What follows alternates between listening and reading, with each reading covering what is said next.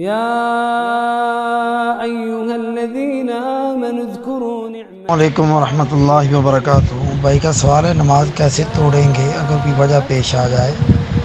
تو نماز توڑنے کے لیے اگر کوئی وجہ پیش آ جائے، جیسے اگر وضو خراب ہو گیا ہے اور وضو خراب ہونے کے لیے اس کو یعنی ہوا خارج ہو یا آواز سنیں یا اس کو بدبو آئے، تو وہ آٹومیٹیکلی وہ نماز سے باہر نکل گیا، بغیر سلام پھیرے وہ جا سکتا ہے۔ اگر اس کو نماز میں سلام پھیرنے کی ضرورت پیش آ گئی، جیسے کوئی سانپ یا کوئی بہت خطرناک جانور ڈسنے والا آ گیا، یا کسی بھائی کا کوئی بہت قیمتی سامان پڑا ہے وہ یاد آیا کہ وہ کوئی اٹھا کے لے جائے گا، ایسی کوئی بہت ضروری چیز ہے اس کو نماز توڑنی پڑے، تو وہ سلام پھیر کر کے پھر نکلے گا۔ اور اگر اس کا وضو وغیرہ خراب ہو گیا ہے تو حقیقت میں وہ نماز سے باہر آ گیا، تو سلام پھیرنے کی ضرورت نہیں۔ اگر وہ اپنے طور پر سلام پھیر لیتا ہے تو یہ جائز ہے۔